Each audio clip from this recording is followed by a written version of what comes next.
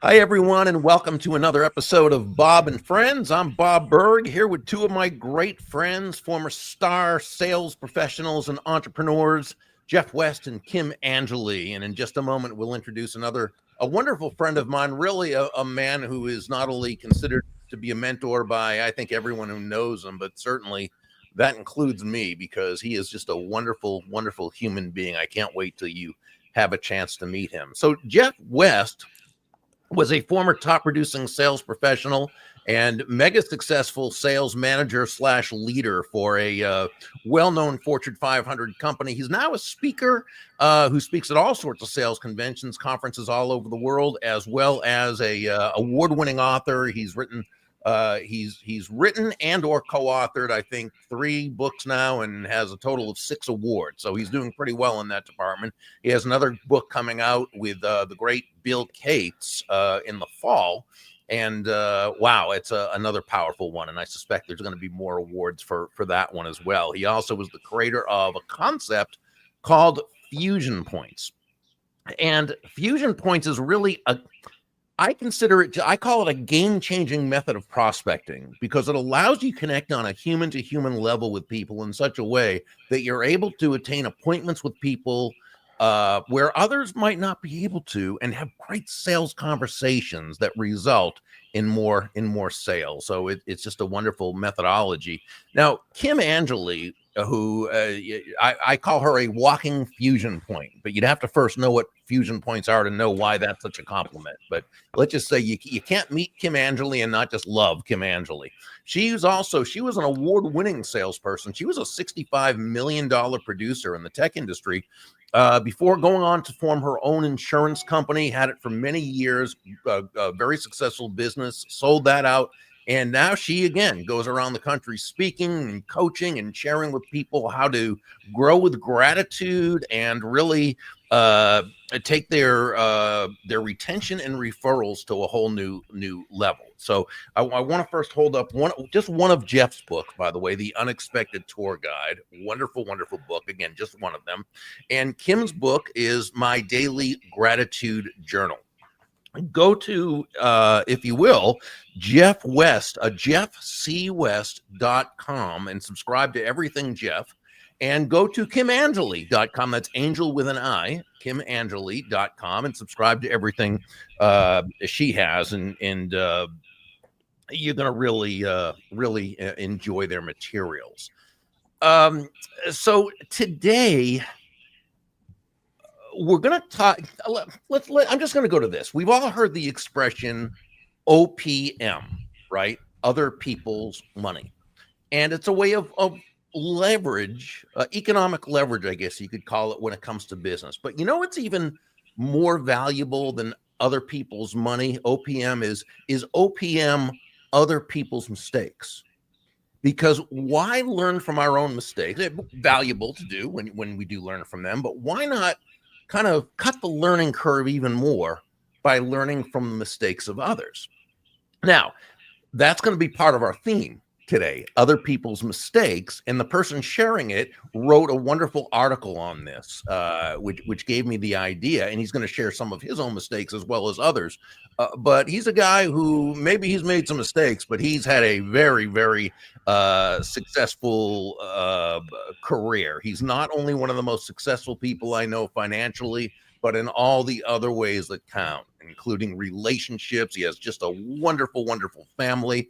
And I've had the opportunity to speak at several of his conferences, and this man is absolutely loved. He is the mentor to the multitudes. I consider him to be like Pindar in the Go-Giver. So you're really going to enjoy him. And we're going to bring him on in a moment. Now, so again, the theme today is going to be, mistakes, right?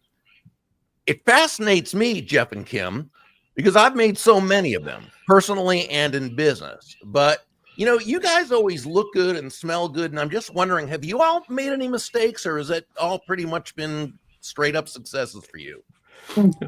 Ladies first. Jeff warned me it would be ladies first. What a gentleman. What a Southern gentleman in Georgia. So I make mistakes every day, right? I believe mistakes are learning, they're lessons. A big one I've made in my past related to IT and marketing is I got away from my own like growing relationships. And I bought into the SEO, lead magnet, shiny object, and I threw a couple of Benjamin Franklin's out the window. And then I thought, what am I doing here? I don't even teach this. I don't even teach chasing leads. Why am I chasing them? So really, that's one of my big ones in the last couple of years. But I am on a mission to learn every day. And I think mistakes and failures are learning. I think that's where we learn. We don't learn when things are sugar plums and fairies. We learn when the fairies and the sugar plums aren't showing up. We're like, what's happening here? So there we go. Well, you're on deck now, Jeff.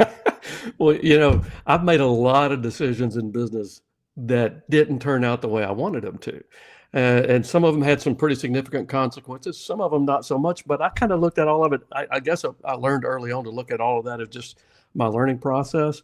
But the biggest business mistake that I made when I retired from the insurance industry in 2014 and published my first book, that one Bob held up, The Unexpected Tour Guide, it got well received, counting event sales. I sold a few thousand copies and it won an Axiom Award. So, and then I panicked and I didn't write another book, or I didn't publish another book for 8 years, because I'm thinking, okay, this has got to be a fluke. I can't be that good that this worked out that well.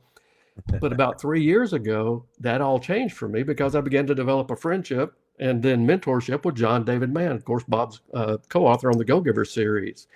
And that I've been taking his writing course for the last 2 years, and that actually has elevated my writing, elevated my confidence to such a level that when I look at my books now versus any time previous, it just seems to grow. Like with Lisa Wilbur and the lady with the blue hair, and then Bob, when you and I did Streetwise, and then with this latest one with Bill. My biggest business mistake is back in 2014, when The Unexpected Tour Guide came out, was not asking my friend and say, hey, brother Bob, you mind introducing me to that John David Mann guy that you're friends with?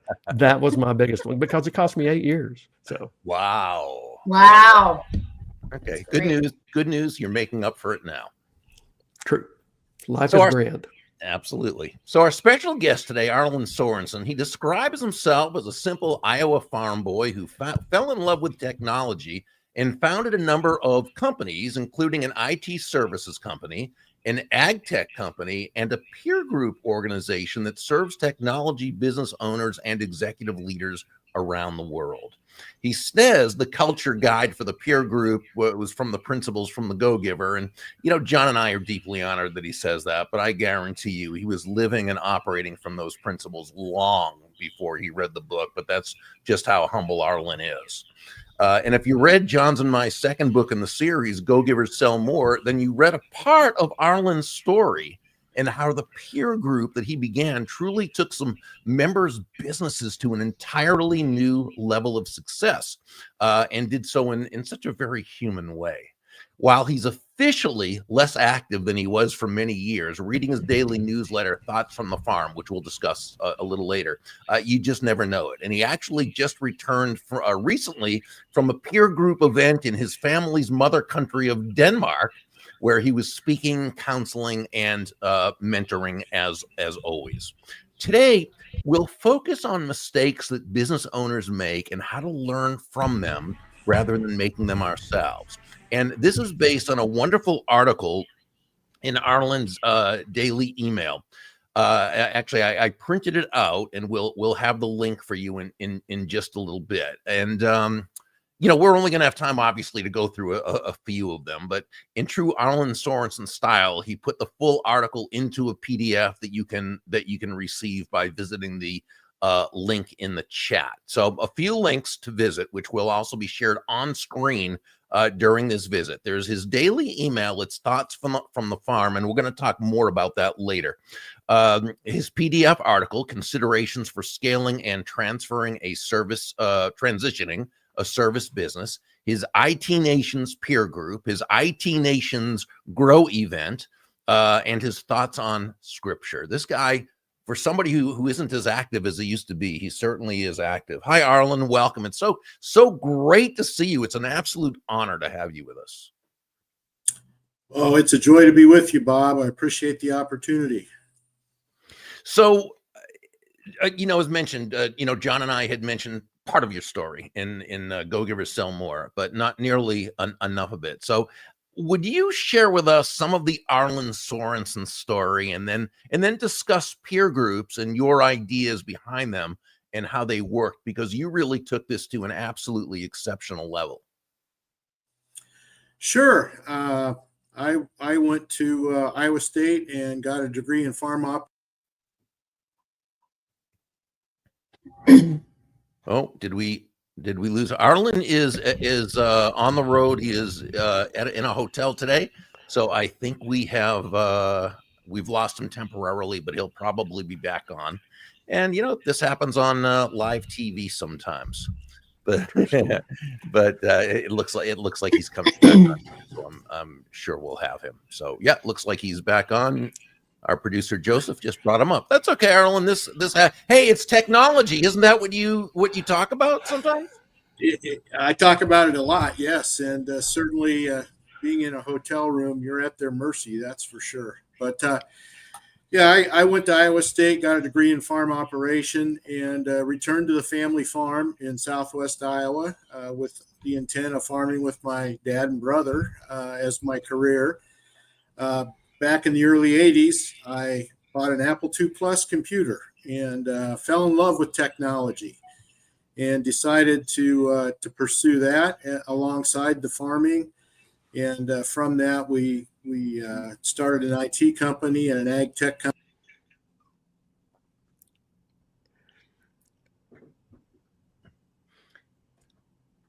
This might be one of those growth experiences that we all. Authentic is much better than perfect, so this is okay. Oh yeah, no, it is. So it's interesting. Oh, go ahead, Jeff. I've heard you talk about the fact that in your mind, Arlin is a lot like Pindar and the Go Giver. Talk a little bit about that. Yeah. So it's interesting because I've had the honor of speaking at several of his conferences over the last, I'd say, 20 years or so, and this guy is just looked at and seen. It's like it must have been watching Joe DiMaggio, going through the Yankee clubhouse, right?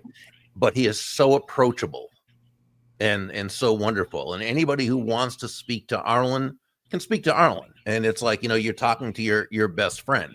So you're walking around with him, and if you didn't know who he was, you'd think, oh, this guy's just the average nice guy and everything. And then you look at people looking at him and approaching him, and when people know how good of friends Arlin and I are, I can't tell you how many people have told me Arlin Sorensen stories, that changed the game for them in business and in life. But you'd never hear that from Arlin. You only hear that from, that's why he's so much like Pindar. You'd never hear that from Pindar, but you'd hear it from everybody who Pindar. So we've got our Arlin back. Arlin, I'm sorry about this, that this is happening, but it's just one of, It's IT, man. That's just the way it works, or doesn't work some days. We'll try it on my phone here and see if that doesn't allow us to stay connected. But sure. Anyway, I fell in love with an Apple II Plus computer and decided to start an IT business. And we were going along, growing very slowly because of some of the mistakes we'll talk about today. But in the late 90s, I got all excited about this thing called Y2K, which probably some folks don't even know existed. But I went and hired a number of people at the end of 99 to be geared up and ready for the greatest IT event in the history of mankind. And it completely missed Iowa. And there was no work for my engineering team. And so I had hired 12 additional people at the end of the year, and by April of 2000, we were bleeding cash badly and needed to figure out what was going on. And one of my leadership team members said we should find some other people to talk to and just see if we're completely missing the boat or what's going on. And so we did. We called 3 other companies in Iowa and said, can we meet and just compare notes on what's happening? And they agreed. And So we got together, learned that there was no Y2K anything going on anywhere, and that gave me the confidence to do what I only had to do once in my career, which was downsize my business. And so we downsized as a result of that meeting. But because of the things we learned, we decided to keep getting together. And so we started a peer group, and my intent was only to have one group just so we could learn from others. But over the course of time, people heard about it and they wanted to be part of the peer group. And I kept saying, no, it's full. We'll put you on a waiting list. And then we had 30 companies on a waiting list. And all of a sudden we had a peer group business that started to grow and take off. And today we're serving over 650 companies globally, and just really focused on helping people learn how to succeed and not make all the mistakes that I made along the journey. What was it like, Arlin, when you first started hearing feedback from people? Because one of my favorite stories is during a downturn when there were a couple of companies that were really just about to go out of business, and a couple of other people came that were part of the peer group, came down, counseled them, got together, and right away it gave them hope that, the ones that were thinking about going out of business to stay. But then 6 months later they're thriving and they have their best quarter ever, and it helped the other two that had gone down there. When did you first start to see that there were some real significant results? Yeah, I mean, it happens right away when people get in a room and are transparent and share their challenges. Impact happens very, very quickly. And when we go on site and actually sit with business owners and their employees and understand what's going on, what I've learned in my own life is sometimes you can't see the forest for the trees. The things that need to happen are not necessarily all that difficult, but you just can't see them because of kind of your preconceived ideas and notions. So the impact can be very quick, and the key is just transparency. You got to be open and willing to let people understand that you don't have it all figured out, and be willing to receive and accept help. That's why the law of receptivity is so important, and we preach that in the peer groups. Sometimes people join the peer groups thinking they've got it all figured out, and they're not willing to listen or receive anything. But the problem with that is, they rob the giver, number one. But secondly, they don't have it all figured out. None of us do. And we can all learn if we just open our ears and be willing to accept what's given to us. Mm-hmm. Okay, so let's look at some of the business mistakes that you feature in your fantastic article. And again, we'll make sure that's in the post and I in the chat. And I would suggest really print this out as I did, staple it together. And what he does is he talks about these mistakes and then just gives like a 1 or 2 paragraph brief but really powerful explanation with the solutions and so forth. It's really cool. So we're just gonna take a few of them. Hard work does not necessarily equal business value. Can you share that one? Absolutely, Bob. This is the thing that keeps me awake at night, is that business owners pour their life into their companies. They sacrifice all kinds of family and personal things to grow a company, but they don't recognize the reality that nobody buys hard work. We can generate hard work on our own. People buy companies that have got value and that are generating consistent, regular profitability, because that's how you pay for it. But so often I talk to owners that have been doing it for 25 or 30 years, and the story's almost always the same. The business is taking care of us. It's fed my family. It's clothed them. We've gotten them through, our kids through school. But at the end of the day, when they're ready to transition and want to move on, they haven't created value in their organization. They've just had a cash flow that's enabled them to have a lifestyle that they wanted to have. And people don't buy that. They buy companies that have got value. So you can't equate hard work with business value. hard work is what helps make a business successful, but it is not what creates value. What creates value is running a company that's generating profit on a consistent, predictable basis that somebody else will be able to step in and receive that value as well. Yeah, I guess it's one of those things where it's really a matter of living in reality, because we might like to think our hard work is going to have some business value, and yet that other person's value, as you said, just they're not counting our hours that we put into it. So Absolutely. Right. yeah. Okay, another one, and this is one of those, and I'm telling you, it seems obvious, and yet we see this mistake being made everywhere, and that is, no matter what widget or service we sell, we are ultimately in the people business. Now, if you say this to 100 business people, they'll all say, "Of course, absolutely." Yet, how often is that not where the focus actually is? It's absolutely the case, that people lose sight of the fact that it's not about the product or service that we sell. Sure, that's got to be good. It's got to work, all those things. But at the end of the day, it's about people. It's about the relationships we build. It's about how it impacts people's lives. They're looking for the outcomes. They're not looking at how pretty our widget is or how creative our services are. They want to know what's the impact going to be and how's it going to impact their life and their companies.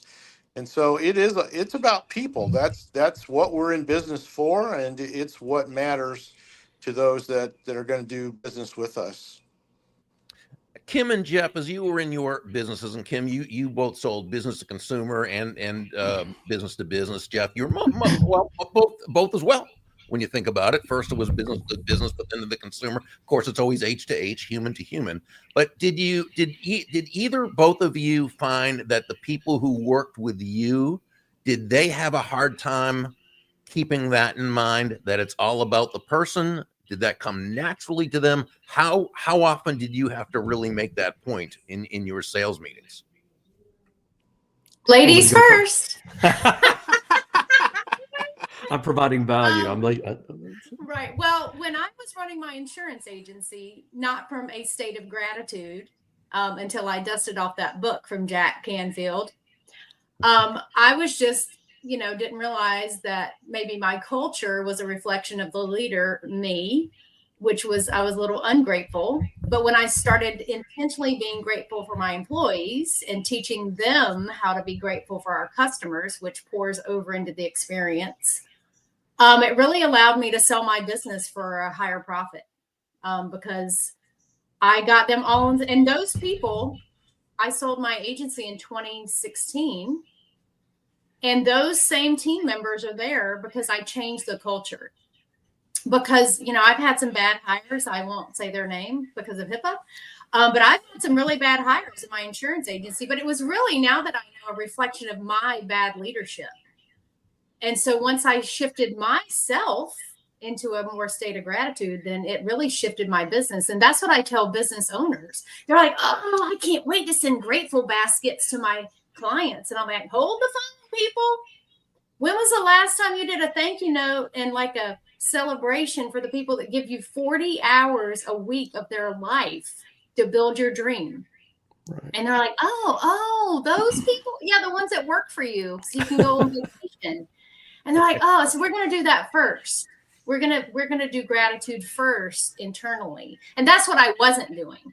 I mean, I know it's hard for you to imagine, Bob and Jeff, because you see the grateful version of Kim, but there's a version of Kim who would just go throw up on you about how you weren't doing your job well. And so I shifted that, and my entire organization shifted. Okay, I love it. Jeff? In my case, in the insurance industry, with what I was doing as a state manager, especially, excuse me, there was a lesson that I had learned from you, Bob, in endless referrals back in 2000, 2001, 2002, something like that. And it was how to genuinely focus on the other person, not just by thinking, okay, I'm going to help them, but by how I communicated with them. Mm-hmm. And because it had everything to do with how their life changed. And now, as you know, when I'm teaching at the level I'm doing now and the Fusion Points, I talk about Their value proposition has nothing to do with your product, your service, your company. Their value proposition is 100% how their life gets better if they have a relationship with you. So it's Right. their value from your proposition is what it amounts to. So as I was trying to teach that concept, not as eloquently spoken as that, but when I tried to teach that concept as the state manager, it was new for a lot of people because they'd had such traditional sales training. But once those that got it, once they really understood that, then they began to run with it, and it gave us a lot of good years. Okay, wonderful. I want to move now to a mistake that Arlin, you said you made, and that was undercapitalizing your business. That's a big one for I think most of us have probably been through that one, and that's a hard lesson to learn. But boy, does it need to be learned. There's no question about it. A lot of service businesses in particular doesn't appear you need a lot of cash to start a business. You can just get out there and get to work and hopefully make more money than you need to continue to grow. But the number one reason companies fail is they run out of money. And the reality is that success can be your worst enemy if you don't have enough money, because you can grow yourself into a position where you cannot continue to operate the business. So, in my case, I started the IT business as a hobby alongside my farming business. And so, I didn't really capitalize it at all. I just thought, I'll rob Peter to pay Paul if I need to, and keep things going. But that was short-sighted. And especially as we began to grow, we got into a financial bind around that same Y2K period. It's kind of funny how those mistakes can sometimes grow together and really become big mistakes. Mm-hmm. Because I was paying people with money I didn't have yet, because we hadn't gotten any business. So my advice to business owners as they're starting out is just make sure you've got at least a source of capital. You don't necessarily have to have it in the bank, but have a relationship with a lender. One of the big lessons I learned was banks only want to loan money to people that actually show they're making money. And, True. as a farmer, the number one thing farmers are really good at is getting to zero at the end of the year. They manage their tax returns so that they're paying as little tax as possible. And that's the way I ran my IT company, which was really not a great solution when we got to the point where we wanted to do some acquisitions. And I went to the bank and I asked for a loan. And I'll never forget what my lender said. He said, we only loan people the money we think they'll pay us back. And when I look at your tax returns for the last 5 years, that doesn't look like it's going to happen. And I said, oh, that's all intentional. Forget what the tax returns say. There's no problem with me paying you back. He said, well, prove it to me. Let's see you make money this next year, and then we can talk about maybe giving you a loan to acquire some more companies. Cash is king, and you've got to have access to it. It's great if you've got it in your own bank account, but at least have a relationship where you're not undercapitalized and constantly scrambling to try to come up with the money you need to run the business. Yeah. And now I think you sit on some of those bank boards. Do you sit on the same board as that bank that turned you down for the loan, or is that another one? I remember reading this in your newsletter. Actually, I do sit on that same bank board. Yeah. And it's a different set of lenders today, but still the same philosophy. If you can't prove you can pay it back, they're pretty, and I'm all for it. You're pretty restrictive on how much you're going to give out. Yeah. Tell us your thoughts on having business operating systems in place, because you talk about that as being a mistake that many make, and whether it's Vern Harnish's Gazelle or gosh, what's the one I'm thinking of? EOS. Gino Wickman's EOS, which is a favorite one. So important, aren't they? They really are, Bob. The people are ask me all the time, when you look at people in your peer group, we have deep financial benchmarking information on all of our peer group members. And like all things in life, about 20% really excel and kind of leave the rest of the companies behind them. People ask me all the time, what's the difference between that top 20% and the rest? And the reality is, if I had to pick one thing, it would be they have a plan and they have a system for how they're going to execute that plan. We use StratOp in our organizations, which is the Patterson Center's version of a business operating system. But no, it doesn't matter which tool you use, as long as you have one and you use it. And that's the value of these business operating platforms, is they provide the discipline you need to actually execute what your plans are. It's one thing to have a plan. A lot of companies create strategic plans and operating plans, and then they put them in a notebook and put them on the shelf and come back at the end of the year and say, "Oh, we didn't really do any of this stuff." That doesn't help much. Yeah. You've got to have a system that weekly keeps you engaged with the plan, so you know how you're progressing. You've got to have reporting that tells you how you're doing on key metrics. And these operating systems are really the key to helping most companies get to where they want to go. If it's left to an individual's, whim, they won't have the meetings. They won't necessarily do the things that need to be done. They won't do the quarterly reviews. And you need a system to keep you on track and make sure you're on target. Yeah, Jeff and Kim, I saw you both nodding when he was talking about that. Well, I agree. I just actually spoke with a prospect last week.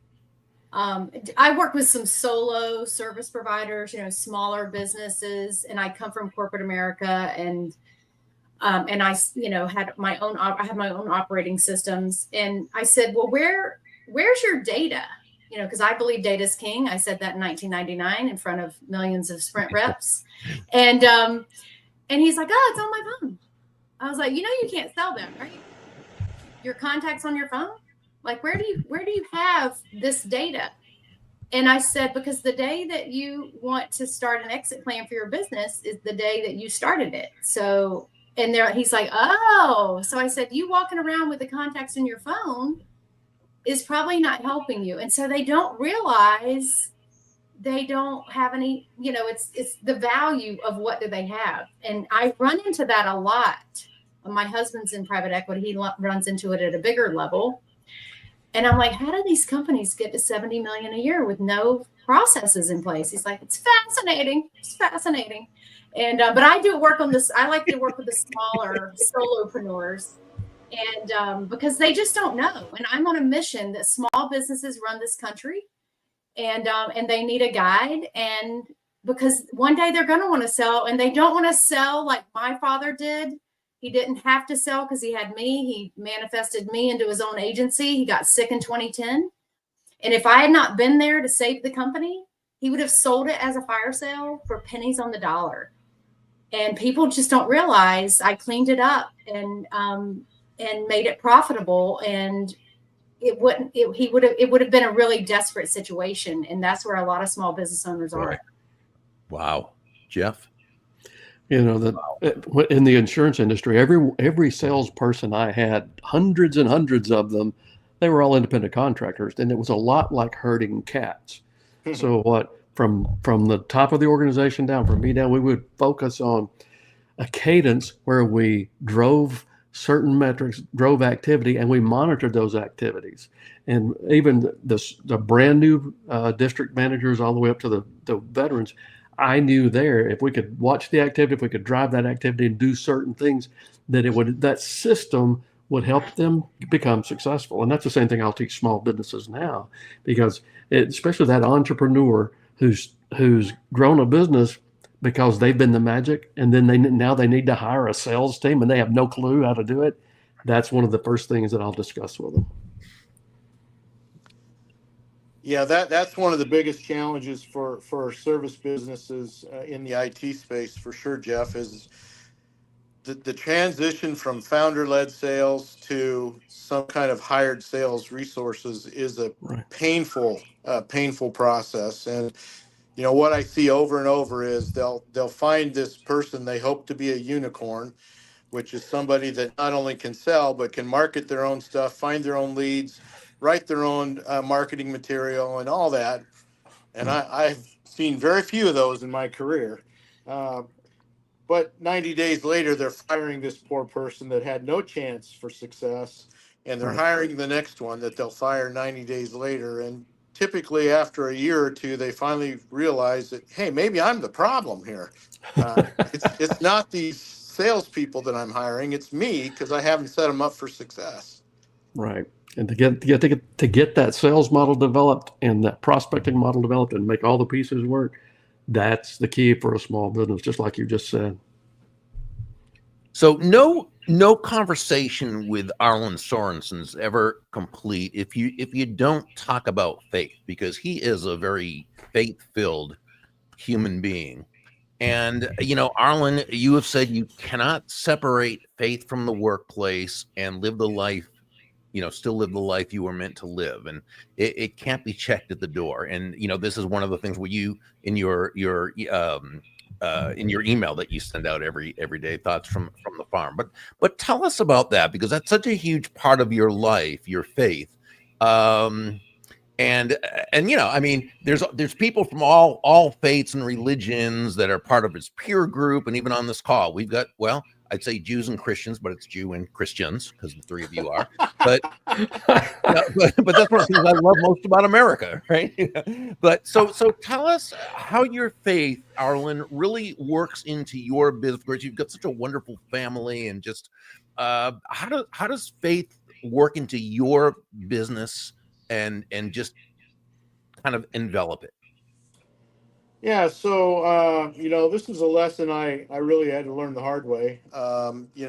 Back in the 90s, when we were starting to have some success with the company, I bought into this whole concept that you can't have faith and work. Can't bring faith to work. It's got to be separated. And so, I decided I would check my faith at the door when I went to work, and then pick it up when I left. And we'd try to have two kinds of lifestyles, and that just doesn't work. It created issues, in my relationships, with my marriage, created financial problems. It just almost destroyed me. And God finally whacked me upside the head and said, "Hey, I'm here. You got to take me to work too. You can't just check me here and there." And so, it really became a focus for me. And what I learned was that people respect that. It's not that you walk around with the Bible and whack people upside the head and say, "This is what you have to believe." It's just living authentically and transparently, and faith is core to who we are as people. So that's really kind of my philosophy today, is that you don't separate faith from work. You're transparent and authentic about it. And if people are interested in having a conversation, you can do that. If not, you respect that, but you still live your life based on the faith that you have. And for me, that's been a real important part of kind of my ability to stay focused and centered every day. And tell us about your email. Sure. Part of that journey was really the realization that I had to spend time in the Bible. I had to spend time with God, really building that relationship. It is all about relationships, and it's that way with our faith as well. And so part of what I decided to do was to study Scripture and to write each time I did about what I was learning. And I was leading some small groups at our church at the time, and several of the people said, "Hey, can you just send me what you're learning, and we'll do the same." And so I started to write an email, and it was a little hit or miss for the first few years, and finally one of the guys in the group said, you talk about being committed to your faith, but yet you only make time for God, 3 or 4 times a week, it seems. If you're really serious, you got to do this all the time, every day. And, that challenge really hit me. And, I agreed that was the case. And so back in 2008, I really made a commitment to myself and to God that I was gonna write daily, 6 days a week. And so since September of 2008, I've put out an email 6 days a week. I haven't missed one day in the last 17 years. And it's changed my life completely. Just the discipline of writing daily, has got tons of value. When you send it out to people, it kind of puts the pressure on to make sure you're performing. And so I've been doing that. And, I tell people, anybody that reads all the stuff I write, they got a problem. There's something wrong, because there's way too much information for people to read every day. But what I find is that God taps people on the shoulders and causes them to go read a particular day, and that's what really keeps me going. Is I'll get an email from a reader or two, and they'll tell me, this was exactly what I needed to hear today. I didn't know that, but God did, and somehow He connected us together through that daily email. And I've transitioned to the Saturday version to my daughter now, so it's I love part of my legacy transition here. And tell us the name of her column. Thoughts from the Farmer's Daughter. Is that wonderful? Oh, I love it. Americana to the nth degree. And it's wonderful, by the way. And Lori, who she wasn't a kid, but she was a young adult, I guess, when I first met her. And I mean, she has grown into this magnificent leader. And she writes her thoughts from the Farmer's Daughter. Oh my gosh, just wonderful column. And it's really all about it's mentorship, it's leadership, it's personal growth. So the father-daughter team are just doing a wonderful job. And so we do have the how to subscribe to it. So you see it in the chat. But also Arlin, being Arlin, he says, well, if you feel more comfortable, you can send him an email and he will subscribe you. So Arlin, how would you like people to reach out to you to subscribe? Yeah, so I'm glad to have people reach out. It's Arlin, ARLIN, at Arlin Sorensen with an EN.com. So Arlin, ARLIN, at ARLINSORENSEN.com. And the SEN, that's Danish. So that's Danish, yeah. Don't put the SON on there. That really offends the Danes a little bit. That's the Swedish way to spell it. I read that in your newsletter too. I did not realize that until I read that. But yeah. Love it. And I have one more question I want to ask you. But Jeff and Kim, I just want to open up to you too. If you have anything you want to ask Arlin before. No, I don't have a question, but Arlin, I admire what you just said more than you could possibly imagine. That it seems the greatest leaders that I've ever worked for, that was who they were. My first sales manager in sales, literally, it was how he lived his life, and he didn't have to do anything other than live his life, and we all knew, and it helped my faith as well. So I commend you for that, my friend. Thank you. Yeah, I was prompted to put 2 minutes with God in my gratitude journal. To encourage people daily to at least start the process. But you have inspired me to maybe write daily. So we'll see where that goes. But I cannot wait to subscribe. Of course, I've worked with my father and parents for 15 years. And so I love that your daughter is also having the legacy. What a blessing. Well, she's far better. She's far better than I am at writing. There's no question about that. So it's let's end though with legacy, because that is a big part of you, Arlin, because really what you do, not only are you leaving a legacy, which you are, but you're really teaching all of us how to leave a legacy.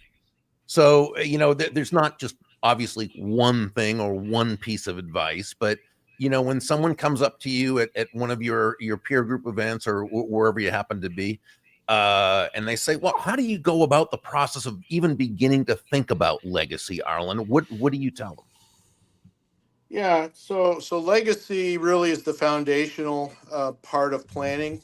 That if we don't know what the end in mind is, we're trying to create, we can't create a roadmap to get there. So that's certainly a big part of getting started. Is sit down and really think about what it is you want to accomplish with your life and with your business.